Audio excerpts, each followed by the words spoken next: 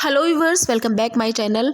आज की इस वीडियो में हम बीए फर्स्ट ईयर का एक क्वेश्चन करेंगे जो बहुत इंपॉर्टेंट है। ये इंग्लिश प्रोज और राइटिंग स्किल्स का क्वेश्चन है। देख लीजिए। Throw light on R K. Narayan as a great novelist of Indian English literature. आंग्ल भारतीय साहित्य के महान उपन्यासकार के रूप में आर.के. नारायण पर प्रकाश डालिए, ये क्वेश्चन है। आंसर देख लीजिए। R K. Narayan is a noble figure in the field of Indo Anglian fiction. R K. Narayan का इंडियन एंग्लो फिक्शन में आंग्ल भारतीय साहित्य में एक विशेष स्थान है, एक विशेष जगह है। ही is the father of regional novel in India. वह भारत के आंचलिक उपन्यास के जनक माने जाते हैं। वह भारत में ही is the father of regional novel in India. वह भारत में आंचलिक उपन्यास के जनक माने जाते हैं। He is the most objective writer among the Indo Anglian novelist. आंग्ल भारतीय उपन्यासकारों में वह सर्वाधिक यथार्थवादी लेखक है।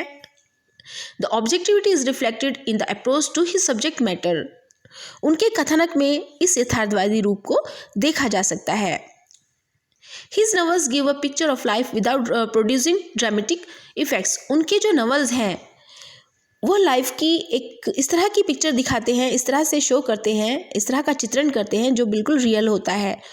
उसमें किसी भी तरह का ड्रामेटिक इफेक्ट्स नहीं है, किसी भी तरह का नाटकीय प्रभाव नहीं है।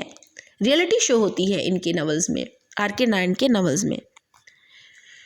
यहाँ तक इसकी हिंदी हुई। अभी देख लीजिए। Narayan follows the examples of Henry James Mills and Arnold Bennett in the shaping of novels according to logical demands of situation और कैरेक्टर। नारायण किसके एग्जाम्पल्स को फॉलो करते हैं? हेनरी जेम्स मिल्स और अर्नोल्ड बेनेट के। उनकी जो जितनी भी कृतियाँ हैं इनकी, उन्हीं के एग्जाम्पल्स को फॉलो करते हैं और अपनी रचनाओं को शेप देते हैं, अपने नॉवेल्स को शेप देते हैं। किसके अनुसार, किसके अकॉर्डिंग? कैरेक्टर्स के, पात्रों के डिमांड्स के अकॉर्डिंग, मांग के अनुसार और सिचुएशन के अनुसार ही वो उसके अकॉर्डिंग ही वो उसको शेप देते हैं। The action of the stories spring logical from characters. He does not follow politics justice at all. उनके जो है उनकी कहानियाँ कार्य व्यापार युक्ति ढंग से किया गया है। उनकी कहानियों का जो भी काम हुआ वो एक तरीके से किया गया है, ठीक है। और किसको ध्यान में रखकर किया गया है? पात्रों को ध्यान में रखकर। वह आदर्श न्याय की अवधारणा का अनुसरण बिल्कुल भी नहीं करते। The action of the stories spring logical from characters. He does not follow politics justice. वह आदर्श न्याय की अवधारणा को बिल्कुल भी नहीं मानते, उसका पालन बिल्कुल भी नहीं करते। देर आर नो मैरिज और happy endings in his novels. उनके नॉवल में, उनके उपन्यासों में, नारायण की कृतियों में विवाह या सुखद समापन नहीं दिखाई देता। He catches the action of the readers from very first page and gives them occupied till the end of the novel.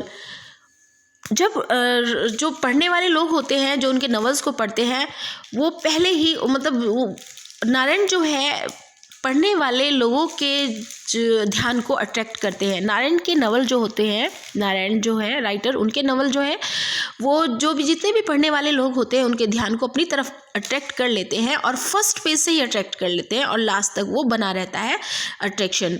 Last तक वो उनका जो अट्रैक्शन रहता है वो बना रहता है उसमें।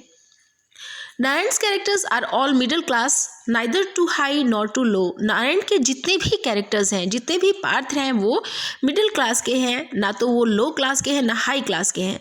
मिडिल क्लास के कैरेक्टर्स को उन्होंने लिया है। He himself belong to middle class society and knew well their tensions, conflicts, stresses and strains in human relationship and all other domestic matters. वो खुद भी एक मिडिल क्लास से रिलेटेड थे।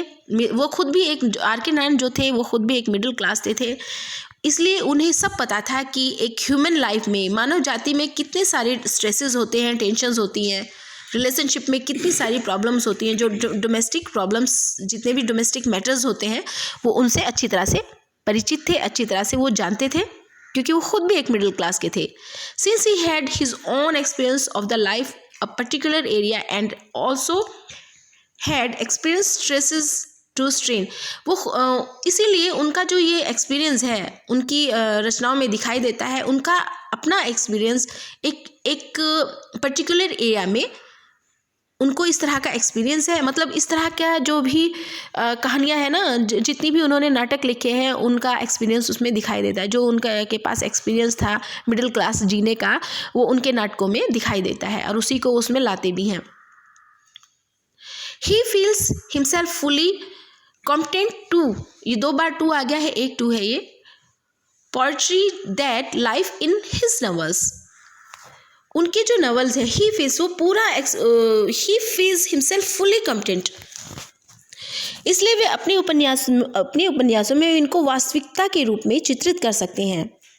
उन्होंने जो भी भोगा है अपनी ज़िंदगी में, अब जितने भी उनके अनुभव हैं वो अपने उपन्यासों में उनको अच्छे से उसको दिखाते हैं, उनको चित्रित करते हैं। ठीक है, ओके व्यूअर्स, ये इम्पोर्टेंट क्वेश्चंस था, देख लीजिएगा। Thanks for watching this video and subscribe my channel.